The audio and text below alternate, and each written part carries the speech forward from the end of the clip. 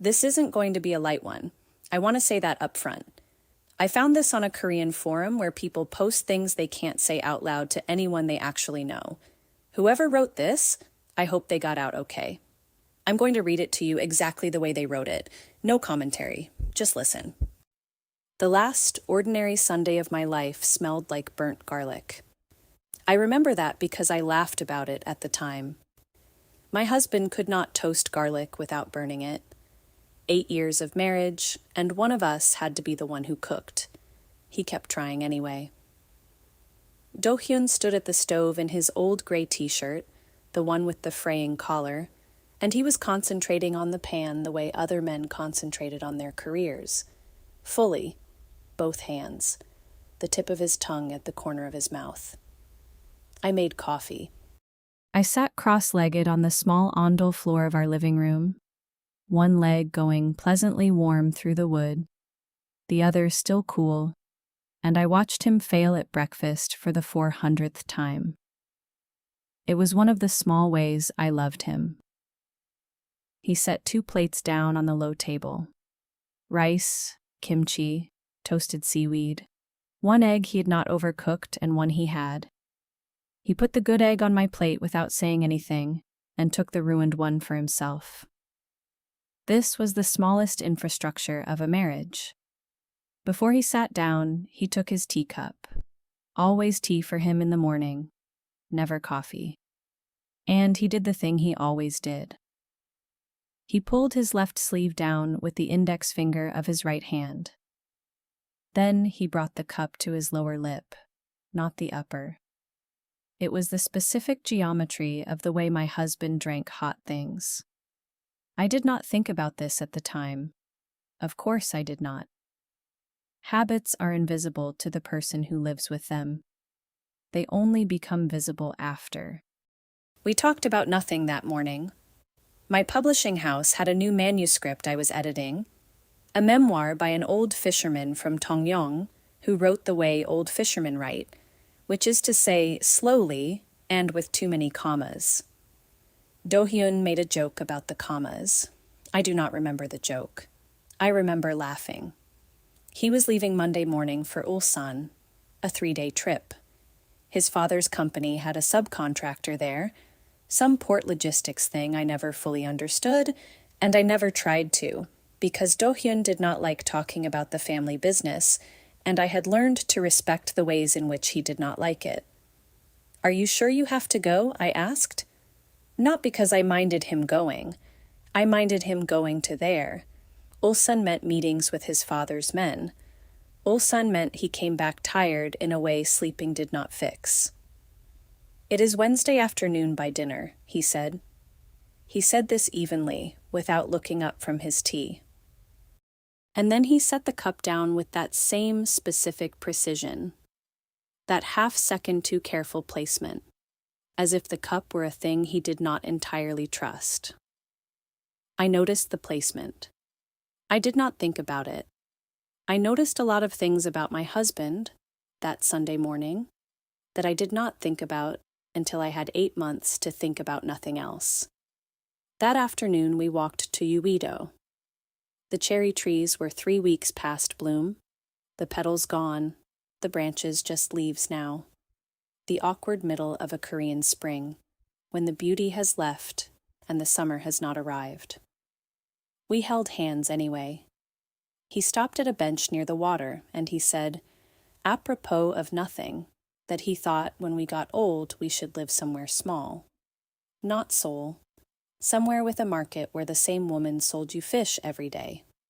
Somewhere it was okay to not know what year it was. I said I would like that. And I meant it.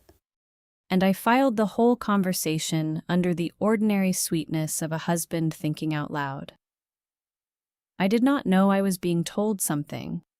I would not know for another 6 months. Monday morning he left before I woke.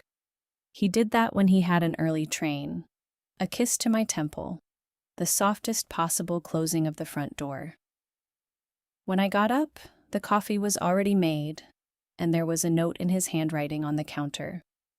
I will call from Ulsan tonight. Sleep well. D. The call came Monday evening at 9:47. Not from Dohyun, from an unknown number. A young man's voice, unsteady, over-formal in the specific way of a rookie officer reading from a script. Is this Han Jiyeon, wife of Han Dohyun? I am calling from Ulsan Metropolitan Police Traffic Division. I regret to inform you.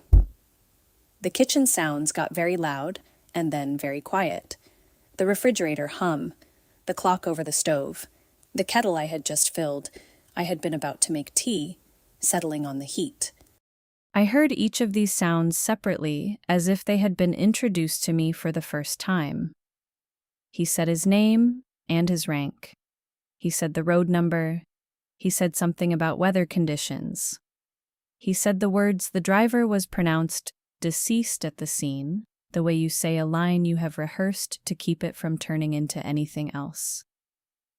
I did not cry. I know that is the thing everyone wants to know. I did not cry when he told me. I did not cry when I called Dohyun's mother. I did not cry when I called my own mother. I did something worse than crying, which was to become very efficient. I took the KTX to Ulsan at 5:14 the next morning. I wore a black dress because I had one black dress. My mother-in-law had already flown down the night before. She was there when I arrived at the hospital. She was standing outside the identification room with her hands folded flat in front of her, and she was not crying either. "Chaemyeon," I said. "Mother." I bowed. She nodded. She said, "Come." And she took my elbow with a firm, guiding hand that felt more like a policewoman than a mother. She walked me to the door. She said, "You do not need to look if you do not want to. He will not look the way you remember." I looked. I made myself look. Because I did not entirely trust, I did not know why I did not trust, but I did not entirely trust the phone call, or the drive down, or the door, or my mother-in-law's calm. I made myself look. And it was him. His face, his chin scar, his left hand with the small callus on the writing knuckle. It was Dohyun. Something behind my sternum went heavy and stayed there. I remember that I signed the papers with a hand that was mine, and not mine. I remember my mother-in-law saying, "The family will handle everything." And my mother-in-law was correct. The family handled everything. That is exactly what happened. The Samuljang was in Seoul. 3 days at a funeral hall in Gangnam that Mrs. Han chose without asking me. Which was, at the time, a relief. I did not want to choose things. Later, when I would try to understand what had happened to me, I would remember that I had not chosen the funeral hall. I had not chosen the photograph. I had not chosen anything. I wore the white sangbog my mother-in-law brought me. She had ordered it in my size before I arrived. Another small kindness that I understood later was another small piece of infrastructure. I bowed to every guest who came. I said "Gamsahabnida" in the voice of a woman I did not recognize. On the second night, at maybe 2 a.m, when only close family remained, my mother-in-law knelt beside me at the altar. She put a small covered dish of chaemyeon in front of me. She said, "Eat. You have not eaten since Sunday morning. Your husband would not want that." Her voice was warm. Her voice was correct. But she looked at the portrait as she said the words, at the photograph of her son. And something in her face did not do what a mother's face does when it looks at the photograph of her dead son. She did not soften. She held her expression, held it, held it. I remember thinking she was being strong for me. That is what I told myself. She was being strong for me. Korean mothers-in-law do not weep in front of daughters-in-law. This was chaemyeon. This was proper. This was normal. The cremation was on the 3rd morning. I stood beside my mother-in-law as they wheeled the closed casket into the furnace room at the Suwon crematorium. I understood, the officer had told me on the phone that the accident had done things to my husband's body that made an open casket impossible. Fire finished what the road had begun. An hour and 40 minutes later, a technician in a Navy uniform bowed to me and handed me a small, warm ceramic urn. It weighed less than a bag of rice. I remember thinking, this weighs less than groceries. And I laughed, one soft, awful laugh, and my mother-in-law took my hand. We interred the urn at the family columbarium in Yongan. Dohyun's father was there. I had not seen him at the funeral hall.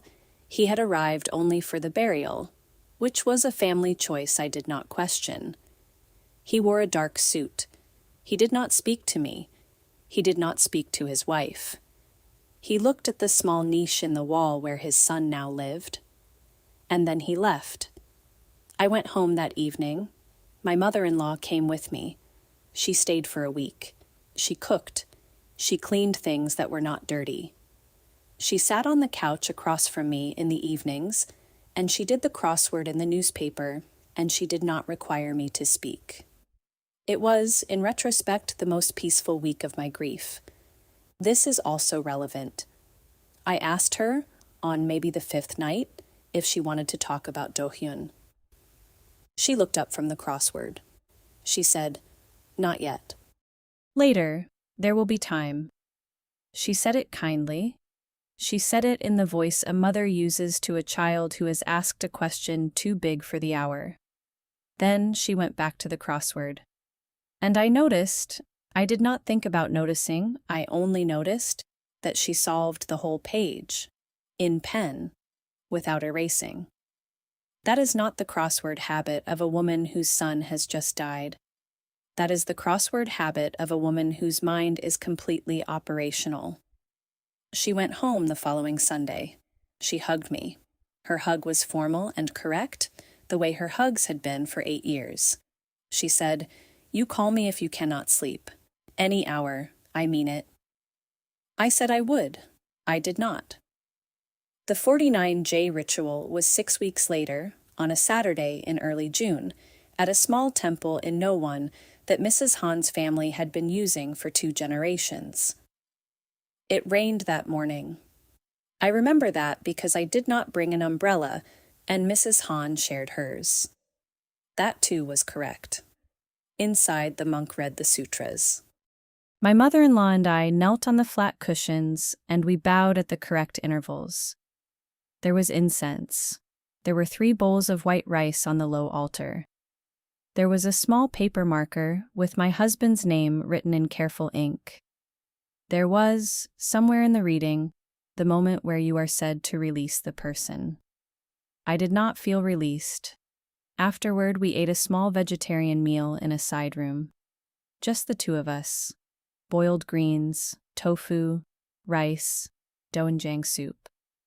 My mother-in-law ate with the practiced small movements of a woman who eats without appetite as a form of manners. She set her spoon down.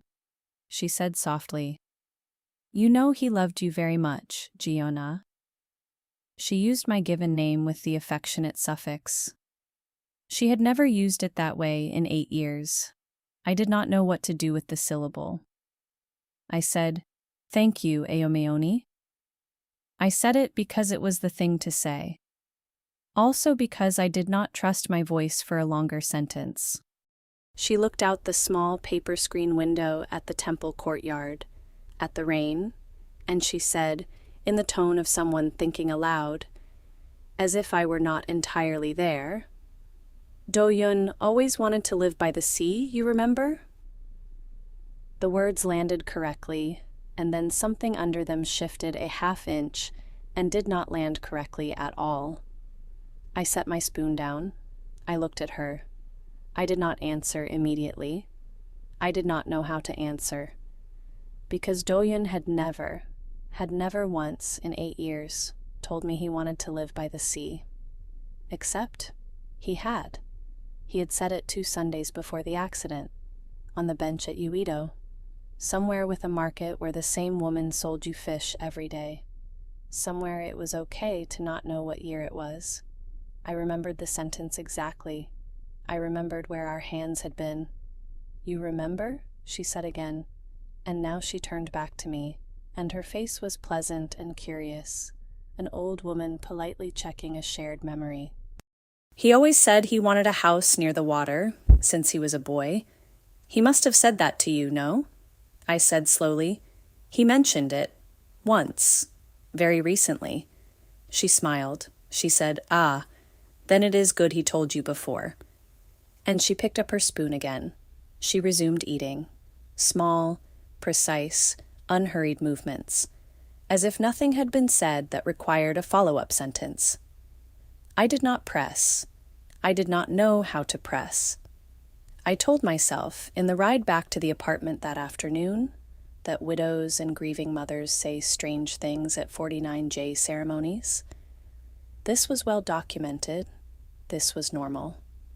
But I noticed that she had said, "You remember?"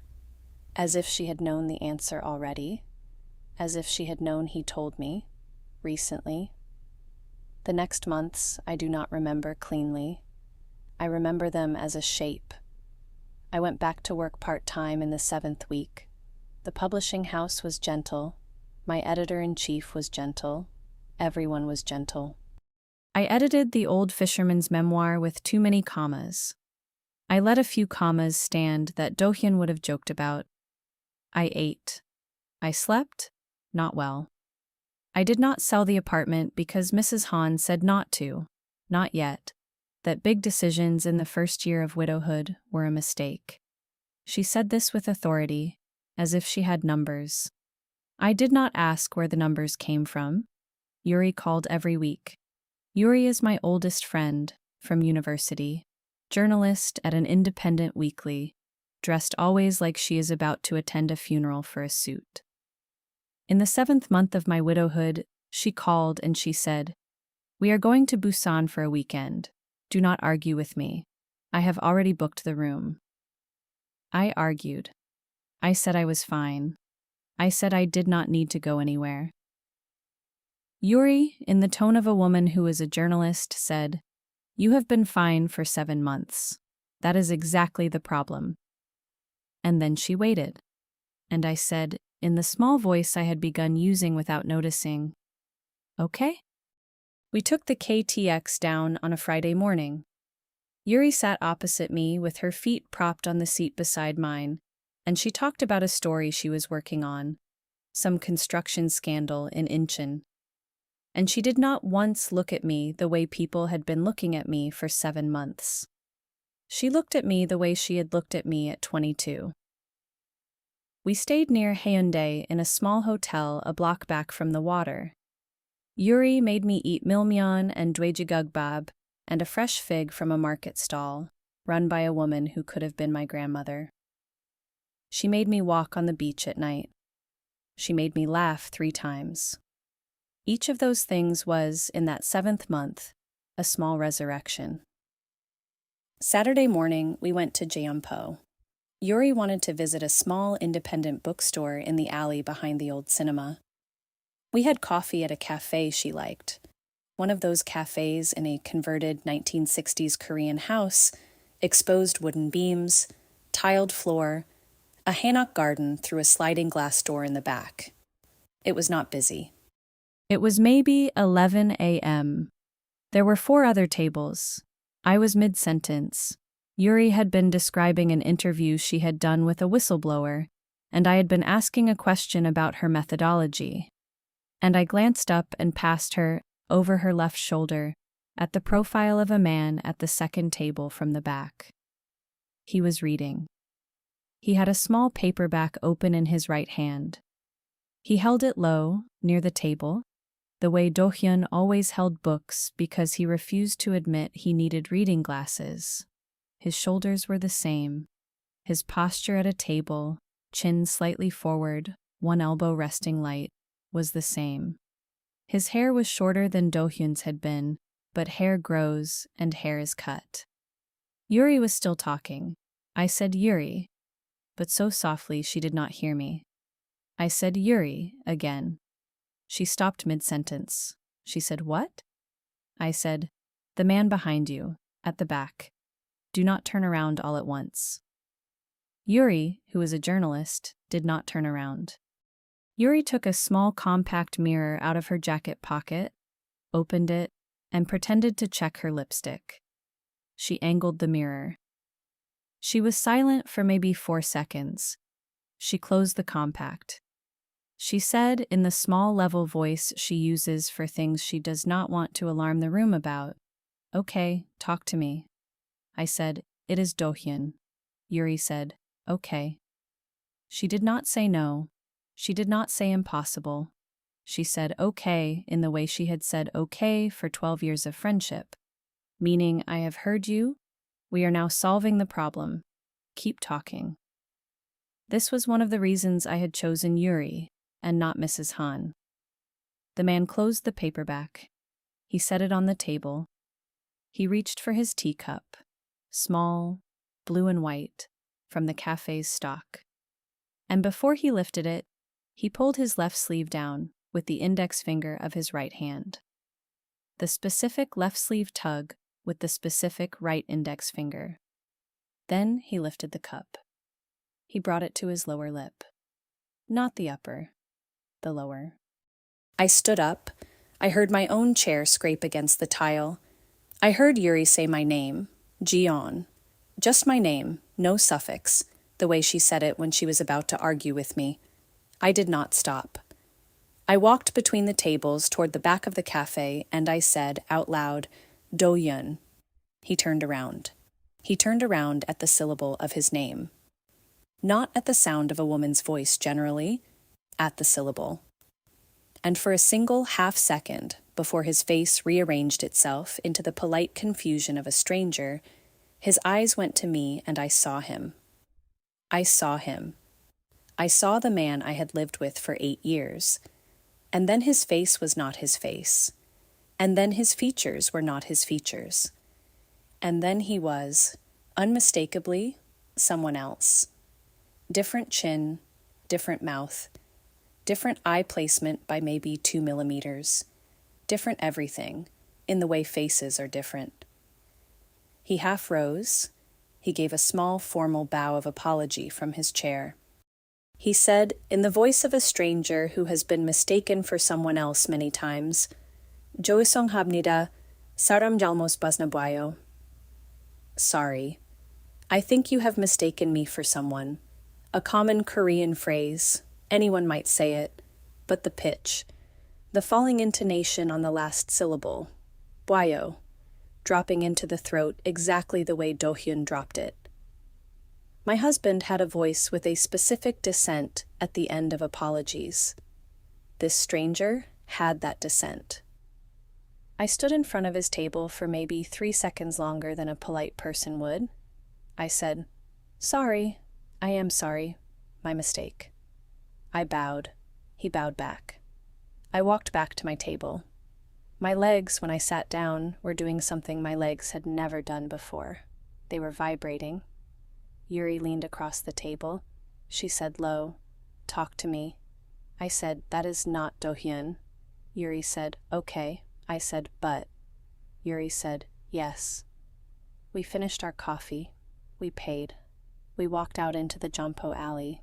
The morning had gone hot and bright and hard to look at directly. I walked half a block without saying anything. Yuri did not push me. She matched my pace and she waited. This is also how you know a real friend. I finally said, "I know how that sounded." Yuri said, "You did not sound like anything. You saw what you saw." I said, "But it was not him." Yuri said, "Was it not?" I did not answer immediately. I said, "It was not his face." She said, "Not his face, but..." I said, "The gesture, with the sleeve, and the cup." She said, "And the voice." I said, "The voice." I stopped in the alley. She stopped beside me. Yuri said, "Jiyeon, I am going to say the sensible thing, and then I am going to say the actual thing. The sensible thing is that grief does this. You know that. Everyone knows that. The mind sees the shape of the person because the mind is looking for the shape of the person. I said, yes, I know that. She said, good. Now the actual thing? I said, what is the actual thing? She said, the actual thing is that in 12 years, I have never seen you wrong about a face. You edit for a living. You notice details. Your job is noticing details. If you say the gesture was his gesture and the voice was his voice, then either you are wrong for the first time in 12 years, which is possible, or you saw a stranger who happens to do two things exactly the way your husband did.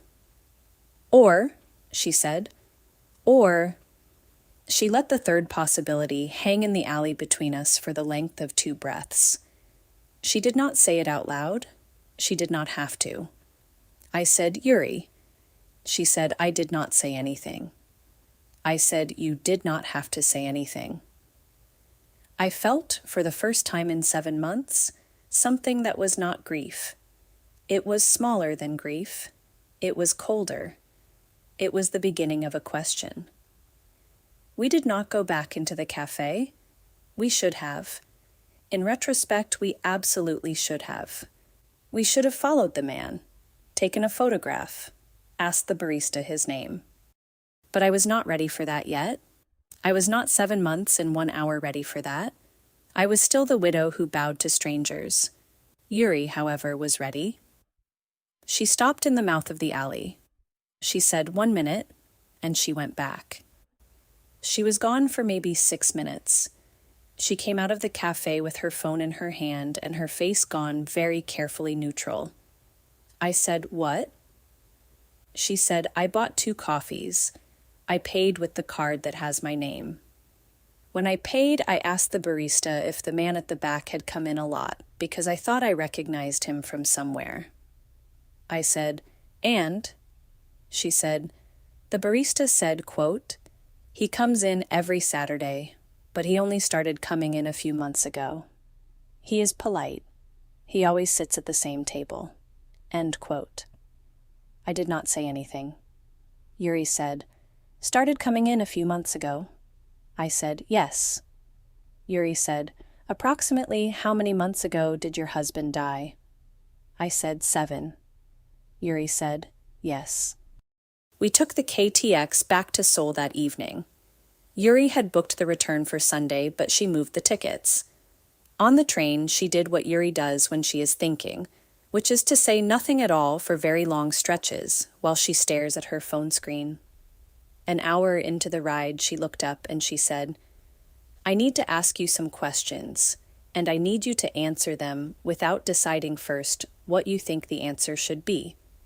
Can you do that? I said I could try. She asked, did you see the body? I said, I saw the hand. I did not look at the face. His mother told me not to. She said it would not look the way I remembered, because of the accident. Yuri wrote this down. She asked, was the casket open at the funeral? I said no. She said it would not be appropriate, because of the condition of the body. Yuri wrote this down too. She said quietly, more to herself than to me, 2 closed doors. She asked, who identified him formally? I said, I did, at the hospital in Ulsan. I signed the release. She asked, but you signed based on the hand. I said, yes, and his mother had already been to see him. She had confirmed. She said not to look at the face. Yuri set down her pen. She said, Jiyeon, I am not saying anything yet. I do not know anything yet. But I want to say out loud, so we both hear it out loud, that so far I have not been given a single piece of evidence that your husband is dead that did not come through your mother-in-law. I felt my sternum go heavy again. I said, Yuri? She said, I know. I said, that is a very large sentence. She said, I know it is a large sentence. That is why I said it out loud. I did not want you to have to say it first. We did not talk about it again for the rest of the ride. We got into Seoul at 9 something. Yuri put me in a taxi. She said, Do not do anything until we talk on Monday. Do you promise? I promised. I meant it when I said it. I broke the promise Monday morning, not by doing anything dramatic. I broke it by scheduling a same-day appointment with the psychiatrist my mother-in-law had gently recommended in the 4th month of my widowhood, Dr. Lim, in a quiet office building in Seocho, because I wanted to hear a person with a medical degree tell me that grief does what I thought grief had done. Dr. Lim was a woman in her early 50s, warm eyes, wire-frame glasses, her Korean measured and clear. She listened to me for 20 minutes without interrupting. She wrote things down. When I was finished, she took her glasses off, folded them, set them on the desk, and she said, "Thank you for telling me. This must have been difficult to say aloud." Then she said, "I want to ask you something that will sound like a strange question. Have you spoken with your mother-in-law about this yet?" I said, "No. I only saw the man on Saturday morning." She said, "Then I will ask a slightly different question. Does your mother-in-law know you are coming to see me today?" I said, "No. Why?" She hesitated. It was a very small hesitation. The pause of a professional who has said something ahead of the plan and is now deciding whether to walk it back. She said, in the tone of someone recovering a routine question, "I only ask because family involvement can be a helpful part of the treatment plan." I said, "Right, of course." I did not know why I noticed the hesitation. I noticed it. I filed it. She began telling me, kindly, comprehensively, about pareidolia and complicated grief and the specific ways in which the 7-month mark tends to break widows in ways the 3-month mark had not prepared them for. She said, "The next time you feel the urge to follow one of these figures, and I promise you it will happen again, I want you to call this number first. It is my after-hours line. I want you to hear a real voice on the other end before you cross the street toward a stranger. Is that a promise you can make?" I said I could make it. I took the card. I put it in my wallet in the small pocket behind my ID. Then, just as I was standing up to leave, my hand on the strap of my bag, Dr. Lim said, "Oh, and please tell your mother-in-law hello from me. She called last week to check on how you were doing. That was very kind of her." I said, "She called?" Dr. Lim, still smiling, still perfectly warm, said, "Yes. Last Tuesday, I believe. Only for a few minutes. She wanted to know if there was anything the family could do to support you." I said, "Of course. That was thoughtful of her." I bowed. I said thank you. I walked out of the office. I got into the elevator. I stood in the elevator alone with my face composed. And I thought, in the clear, specific voice that a mind uses when it finally lets itself think. I never told her the name of my psychiatrist. I never gave her Dr. Lim's information. She should not have that phone number. The elevator opened at the lobby. I walked out of the building. It was the middle of a Monday. It was raining lightly. I stood under the awning of the office building, and I did not open my umbrella. I stood there for a long time, and I understood for the first time that grief was not the only thing that had been happening to me for the last 7 months. I did not go home from the office. I walked. I walked from Seocho to Hangang Park in the rain, without the umbrella, for over an hour. I did not think in sentences. I thought in a low, steady tone that had no words in it. When I got to the river, I sat on a wet bench. My phone rang. It was Mrs. Han. It was 4:12 in the afternoon. She had never called me at 4:12 in the afternoon before. I let it ring. She called again at 4:31, and at 5:04, and at 5:47. Each call was 2 minutes apart from when a Google search on my browser history that morning would have told her, plus or minus. The third time, I did not need to wonder anymore. I answered at 5:47. My voice came out normal. This was, I would later learn, a skill I had been unknowingly practicing for 7 months. Aomeoni, I am sorry, I was in a meeting. Mrs. Han said, warm as bread. Oh, Jiyeon, I was just thinking of you. Come for dinner tomorrow. Your father-in-law will be traveling. Just us. I said I would come. I hung up. I sat on the bench for another 20 minutes. Then I called Yuri. She picked up on the second ring. I said, I need you to teach me how to lie to my mother-in-law. Yuri was quiet for a beat. Then she said, Okay, I am coming over. Do not eat anything, I will bring gimbap. And Jiyeon, you already know how. You have been lying to yourself for 7 months. This is the same skill. You are only turning the direction. She came at 7. She brought gimbap and beer and a small red notebook. She sat on my living room floor. She said, We are going to make 3 lists. What you know, what you suspect, what you can find out, and then we are going to decide what you do at that dinner. We made the lists, what I knew, the man in the café, the gesture, the voice, what Mrs. Han should not have known. What I suspected, I was not ready to say out loud yet. Yuri wrote a single Korean character in that column. Sal, the character for alive. Yuri had already done work I had not asked her to do. This is what old friends do. She had spent Sunday afternoon on my behalf. She said, Jiyeon, tell me if you want to hear this. If you do not, I put my notebook away and we drink. I said, Tell me. She said, The insurance payout on Dohyun cleared in 21 days. That is unusual.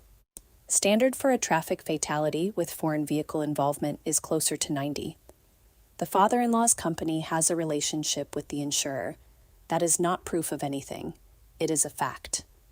She said, The Ulsan hospital does not archive DNA from accident victims when the body is cremated within the ritual window. The chaemyeon was scheduled the day after the accident. The cremation was on the 3rd day. There is no genetic sample of the body you identified. She said, The traffic report was requested by your mother-in-law as next of kin the morning of the accident, before you arrived at the hospital, before you were officially notified. That is legal. It is early. I said, How did you find this out? Yuri said, I am a journalist. I called people I know at 3 different papers. None of them asked me why I was asking. I said, Yuri.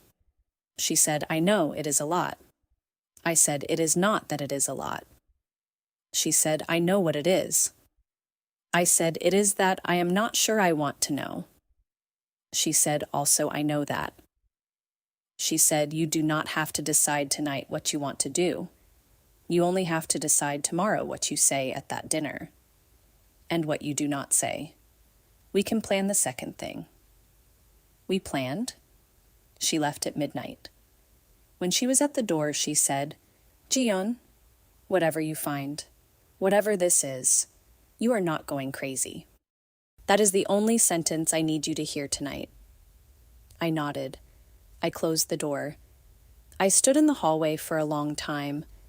The dinner at Mrs. Han's the next night was galbajim. My favorite.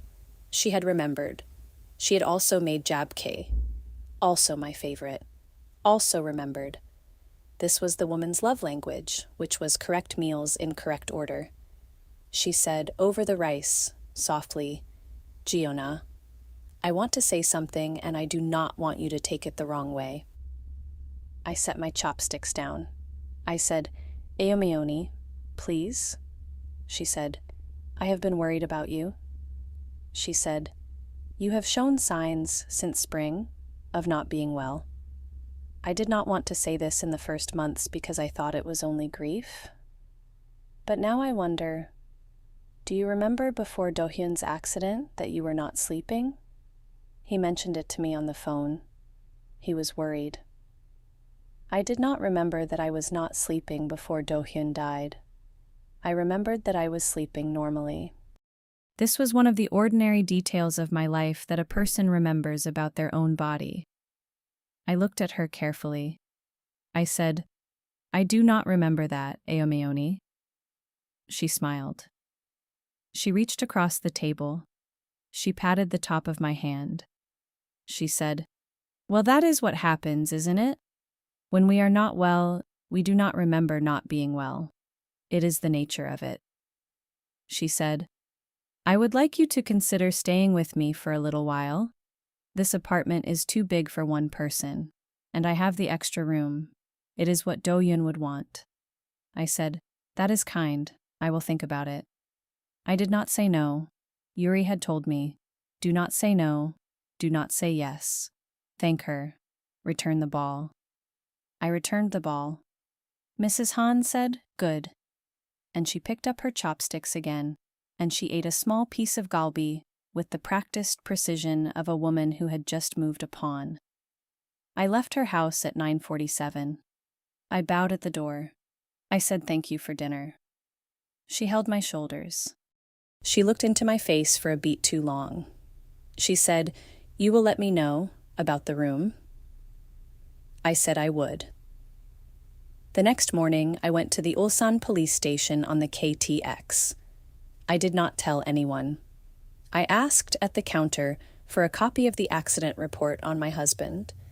The officer at the counter, young, polite, checked his computer. He said, Han Dohyun si? I am sorry, but the report has been flagged for family sensitivity.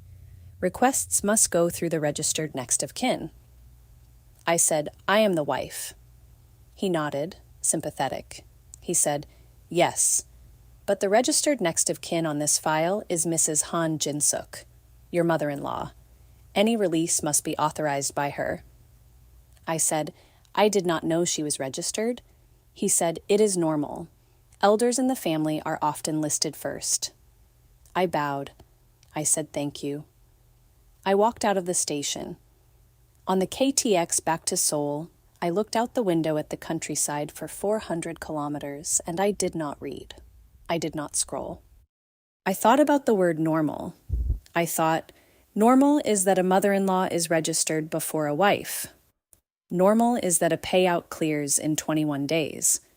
Normal is that no DNA is preserved. Normal is that a mother-in-law knows my psychiatrist. Every single thing about the last 8 months is normal, if you look at each thing by itself. I opened my banking app, not because I meant to, because it was on the home screen and I unlocked my phone to check the time. I saw a line I had not noticed in 7 months. Escrow account, active balance, 8,400,001, KB Kukmin Tongyong branch. I did not know I had an escrow account. I did not know a KB Kukmin Tongyong branch. Tongyong is a small city on the southern coast. I have never been to Tongyong. I have never opened a bank account in Tongyong. I went straight from Seoul Station to my nearest KB branch. I asked to see the escrow. The teller pulled it up. She said kindly, "This is a rental deposit escrow." "Your name is on the account as the primary. The account was opened by a co-signer 12 months ago." I said, 12 months ago. She said, "Yes. Would you like a printout?" I said, "Yes." She printed a page. She stapled it neatly. She handed it to me across the counter. I looked at the co-signer name, Han Dohyun. 12 months ago, 4 months before the accident. My husband had opened a joint escrow account with me for a rental in Tongyong, and I had signed the paperwork, and I did not remember signing the paperwork, and he was dead. I got home at 6:12 that evening. I did something I had not done in 7 months. I opened the small metal safe in the back of our bedroom closet. Dohyun's safe. He had given me the code the summer we married. He said, just in case. I had never used it. Inside the safe were our marriage certificate, the apartment deed, his passport, a small worn leather notebook I did not recognize, a manila folder. And on top of everything, held down by his passport, a plain white envelope with my name on it. In his handwriting. Not old handwriting, recent. I did not open the envelope first. I do not know why. I opened the manila folder. Inside was a Korean rental lease. My name at the top as tenant. His name below as cosigner. Address in Tongyong-si, Misudong, near the old fishing port. My signature at the bottom in ink I had not used in 3 years.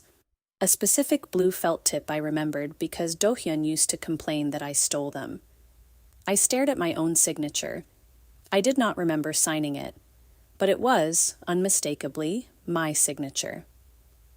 Down to the small hook I put on the last stroke of the second syllable. A hook you would have to know me for years to reproduce. Whoever had signed it either was me or was someone who had watched me sign 100 times. I opened the envelope. There was one sheet of paper inside. 6 lines of my husband's handwriting. Jiyeon a. If you are reading this, something has gone the way I hoped it would not go. Please read the notebook first, then decide. The Tongyong key is at the address, in the mailbox under the mat. No signature, just the 6 lines. I read the notebook. The whole thing. It took me until 3 in the morning. In the notebook, in the small, neat handwriting of a man who edits himself as he writes, my husband explained to me, with dates, with document numbers, with the names of specific insurance policies, the shape of his father's 40-year fraud. He explained, for 4 decades his father had used the family company's insurance division to issue policies on shell employees, collect premiums, then quietly cancel and refund into private accounts. Small amounts, untraceable, cumulative billions of one. His father was old, his father was retiring, his only son inherits. His only son inherits everything, including the criminal liability of 40 years of falsified premium ledgers, every one of them countersigned by name in the corporate record. He wrote, I did not know until January. I would like to be a better son than I turned out to be. Once I saw it, I could not unsee it.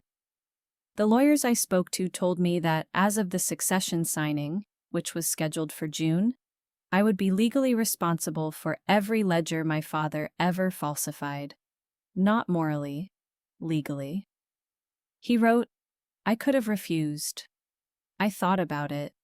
Refusing would have destroyed my mother's face and my father's remaining years, and would have left the ledgers in the record for the audit that will happen when my father dies. My mother would have gone to prison.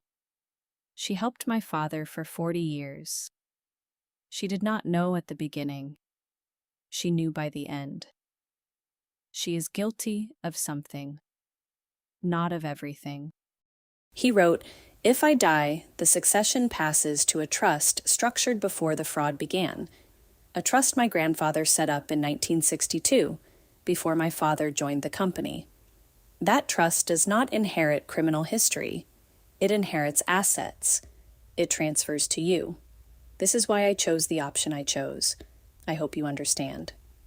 He wrote, my mother knows. She helped me. She thinks she is protecting all 3 of us. You, me, the family name. She is right about 2 of those 3. She is right about you and me. She is wrong about what the family name is worth. But I could not tell her that. He wrote, the Tongyong apartment is yours. The escrow is yours. If you decide, after reading this, that you want to disappear for a while, leave Seoul, leave the family, leave the widow's role, the apartment is set up for that.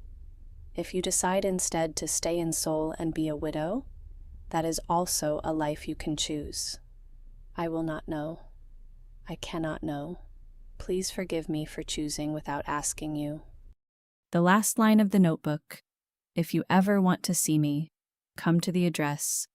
Do not tell anyone, especially not my mother. She thinks I am gone. Please, whatever you decide, do not take that from her. I sat with the notebook until dawn. When the first light came through the window, I made coffee. I called Yuri at 6 a.m. I said, I need to go to Dongyong. Can you come with me? She said, I am already dressed. I will be at your door in 20 minutes. We took the KTX to Busan, then a bus from Busan Sesang to Dongyong. 4 hours total. Yuri read the notebook on the KTX. She read slowly. She read it twice. When she finished, she closed it and said, okay. She said it the way she said okay in the café. Dongyong is a small coastal city that looks like Korea from before Korea decided what it was going to be. Fishing boats, steep hills, old brick alleys behind painted metal shutters. We got off the bus at Miso-dong. The address in the notebook was a walk-up in a narrow lane behind a fish market. 3rd floor, apartment 3B. The name on the mailbox was Kim Song-chol. Kim Song-chol. Not Han Dohyun. Not any name I knew. The key was in the mailbox under a cracked rubber mat that lined the tin bottom of the mailbox. Old, discreet, the way you hide a key when you do not want a neighbor to notice. I put the key in the lock. My hand was not shaking. Yuri stood behind me and did not speak. I opened the door. The apartment was small. 2 rooms, a small kitchen, a bathroom. The floor was clean. The window was open a finger's width, enough to prevent must, not enough for weather. Someone had been here recently. Someone was not here now. On the kitchen counter, 1 ceramic cup was upside down on a dish towel, recently washed. In the small refrigerator, 1 apple, 2 eggs, a half-empty jar of doenjang, a bottle of water. This was the refrigerator of a man who lived here, cleanly, alone, and did not know when he would be back. I did not cry in the apartment. I sat on the folded futon and I looked at the room. I could feel him in the room. Not as a ghost, as a person who had been there yesterday, as a person who had been there this morning. Yuri went and asked at the fish market. She came back 20 minutes later. She said, the lady at stall 4 recognized the photo I showed her from your phone. She said, quote, ah, that is Seongchul Si. He comes for Pollock every Wednesday. Very polite. He went on the ferry to Guangzhou yesterday morning. He does not usually take the ferry. End quote. I said, the ferry goes from Busan. Yuri said, it goes from Busan, once a week. Wednesday morning at 1100. It is Tuesday evening. I stood up. I brushed the front of my skirt. I said, then we go back to Busan tonight. We locked the apartment. I put the key in my coat pocket. On the bus back to Busan, Yuri said, you know he might be already gone. He might already be on the water. We might miss him. I said, I know. She said, you would still go? I said, I would still go. We got to Busan at 9:14 p.m. We went straight to the international ferry terminal at Yeongdo. It was mostly closed for the night. I found a woman at the ticket window doing paperwork with the door half open. I asked, excuse me, do you have a passenger listed on tomorrow's Guangzhou ferry named Kim Song-chol? She looked, half annoyed but polite. She said, Kim Song-chol, yes, boarded this morning. Left at 11 a.m. He is already on the water. She looked up. Are you a family member?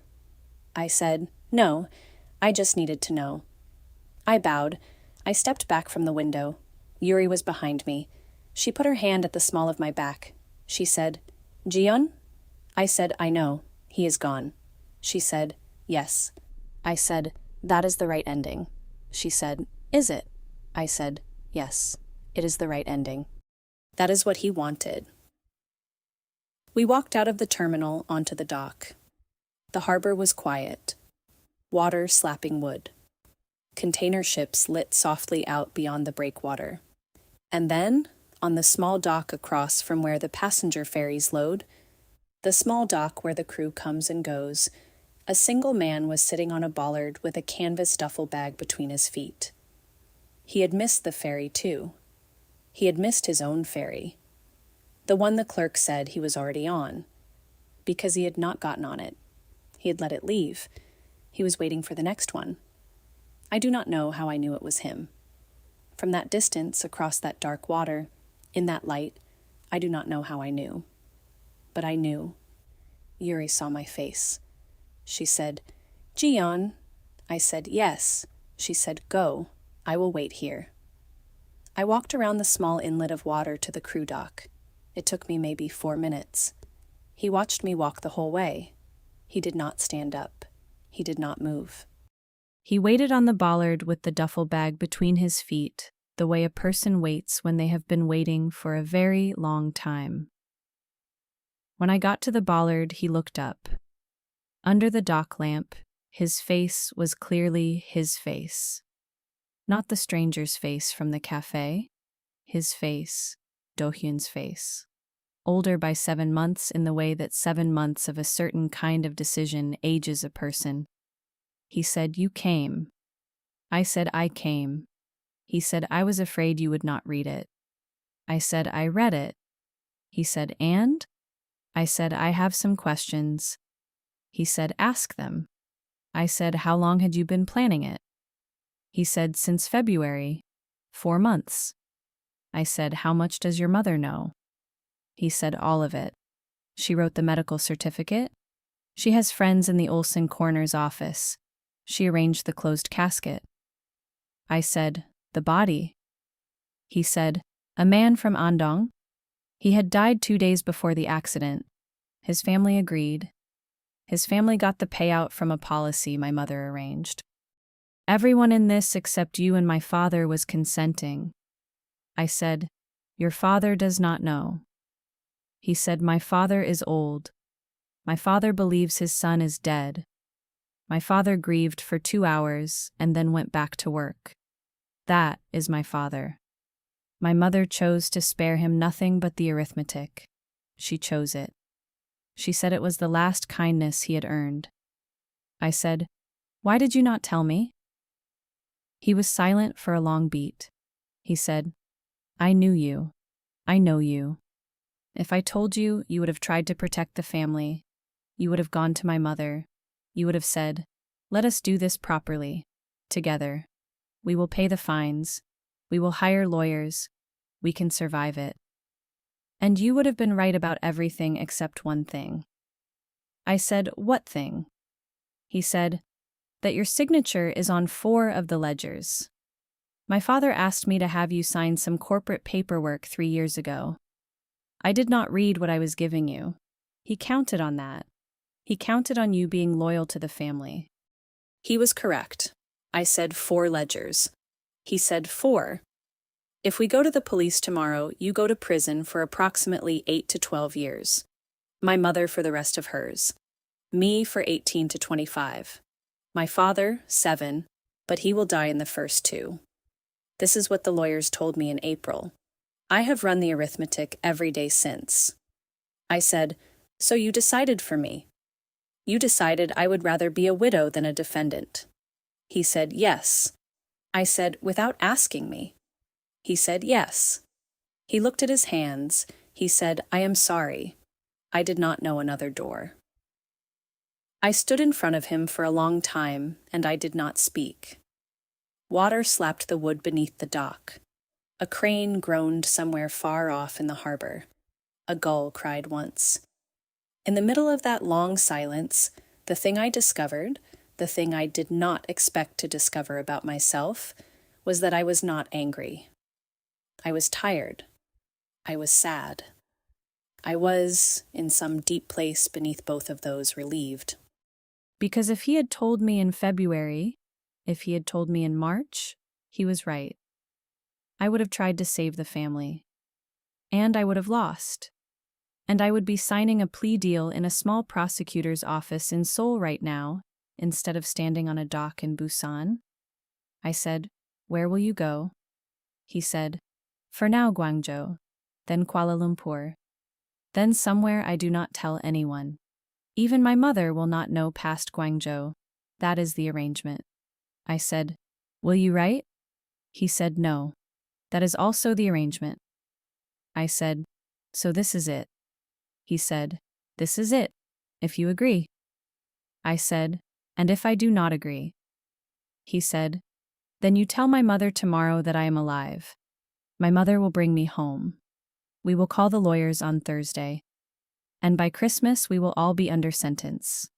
That door is still open. I did not close it for you. I only prepared this one. I said, your mother? He said, my mother has been the operator of this since the beginning, not the author. The operator. I asked her for it. She said yes. She has done it for me. She has done it for you. She has done it for herself and my father, both. She is not evil. She is trying to save 4 lives. I said, she has been feeding me lines about my mental health for months. She was going to have me committed. He said, she thought about it. I made her promise she would not. I made her swear on my grandfather's grave. She swore. Whatever containment she has done, the doctor, the calls, the stay with us for a while, is her promise. She would not go past that line. I did what I could. I sat down on the bollard beside him. My knee touched his. This was the first time we had touched in 7 months and 8 days. He did not move his knee. I did not move mine. We sat like that for a very long time. Finally I said, okay, go to Guangzhou tomorrow. Do not tell me where you go after that. He said, I will not. I said, do not write. He said, I will not. I said, take care of yourself. He said, I will try. I said, Dohyun. He said, yes. I said, I loved you very much. I still love you very much, just so you know, in case you ever wonder in Kuala Lumpur. He said, I never wondered. He was quiet for a beat. He said, Jiyeon, I loved you the whole way in. I stood up. He stood up. We did not embrace. We bowed to each other. A small, correct bow, the kind 2 Koreans give each other when the sentence between them is too big for arms. I turned. I walked back around the inlet to where Yuri was waiting. I did not look back. He did not call after me. Yuri did not ask what happened. She said, do you want to walk? I said, yes. We walked along the harbor promenade for maybe an hour. Neither of us spoke. When we got to a small pojangmacha near the end of the promenade, we stopped. Yuri looked at me. I said, yes. We sat on the 2 orange plastic stools. The ajumma poured us 2 small glasses of soju without being asked. She looked at my face for 1 second, and she poured a second glass immediately. She said, eat. I will bring you odeng. She said it in the flat, kind voice of an older Korean woman who has seen a lot of women at the end of the promenade at midnight. I drank the soju. I did not cry. Yuri did not push me to talk. The ajumma brought hot fish cake broth in a paper cup. I drank it. Somewhere in that broth, I understood what I was going to do next. I said, Yuri, I will take his money. I will play the widow. I will let his mother believe her story is safe. I will be very good at it. Yuri said, are you sure? I said, I am sure, because he is right. If I tell, I go to prison. His mother goes to prison. He goes to prison. His father goes to prison. And no one, nobody at all, is served by that outcome except my own need to be right. Yuri said, that is a heavy thing to carry alone. I said, I will not carry it alone. I will carry it with you. She said, you will. She lifted her soju glass. She said, to the widow. I lifted mine. I said, to the widow. We drank. The ajumma refilled the glasses without being asked. She said, widow, huh? Yuri said, yes. The ajumma said, may the next thing be better than this thing. She said it as a proper Korean grandmother's blessing, not casually. She meant it. She held eye contact with me while she said it. I bowed my head to her. I said, thank you, Emo. Aunt. She smiled. She said, eat. She pushed a plate of odeng forward across the counter. I ate. It was salty and hot and terrible in the specific correct way of pojangmacha oding at midnight in Busan, and it was the first food I had eaten in 22 hours. We took the KTX back to Seoul the next morning. I went home. I took a long shower. I changed my clothes. I called my mother-in-law at 11 a.m. I said, "Aomeoni, I have thought about it. I will come stay with you for a few weeks. Would tomorrow be okay?" She said, "Oh, Jiyeon. That is the right decision. Tomorrow is perfect." I moved into Mrs. Han's spare room the following afternoon. I stayed 3 weeks. I let her feed me. I let her check on me. I let her walk me through the paperwork on the trust. The paperwork that had been prepared by lawyers Dohyun had chosen, that transferred a very specific portfolio of assets into my name. Clean, unencumbered, ferried past every ledger my signature was on. On the 8th evening of the 3 weeks, I sat with Mrs. Han in her living room, and I watched her do a crossword in pen, and I said, "Aomeoni, thank you for everything. I mean it." She looked up from the crossword. She looked at me for a long half-second.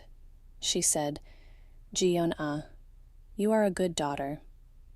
She went back to the crossword. She did not say anything else. She knew. I knew she knew. She knew I knew she knew. And the arrangement between us, for the rest of her life, which turned out to be 7 more years, was that neither of us ever said the arrangement out loud. Not once. Not on her deathbed. Not at her funeral. Not in the letter she left me. This was chaemyeon. This was, at last, a chaemyeon I understood. I went back to my apartment after 3 weeks. I took the widow's role fully. I wore black for the year. I visited the columbarium in Yongan every month for exactly 96 seconds, which was how long it took to bow properly to a niche that did not contain my husband. I did not laugh about that, not even to Yuri. Some things are not jokes. The old fisherman from Tongyong finished his memoir. I edited it to the last comma. It sold 300 copies. He wrote me a handwritten letter of thanks in the specific handwriting of a man who does not often write letters. I framed it. It hangs in my kitchen. A year and 2 months after the night on the crew dock in Busan, on a Saturday, I took the KTX down to Busan alone. Not to search. I was done searching. I went because I wanted to sit on a beach and look south. Not Haeundae, not Jeonpo. Gwangali, at the far east end, where the container ships pass through at dusk on their way toward the East China Sea. I sat on the sand for 2 hours. I watched 3 container ships pass under the Gwangan Bridge and disappear south. Each of them had thousands of containers on it. Each of them was going somewhere I had never been. Each of them might, statistically, be carrying nothing that had ever touched my life.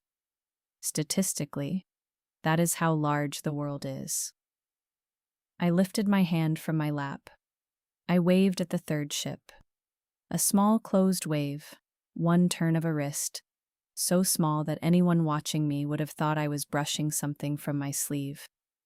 I said softly, out loud to no one, "Whatever port you are in tonight, I hope it is warm." I got up. I brushed the sand off the back of my coat. I walked back to my hotel. I ate chaemyeon at a small shop near the beach. I went to bed at 10. I slept without waking for the first time since my husband died in the accident I attended and closed the door of.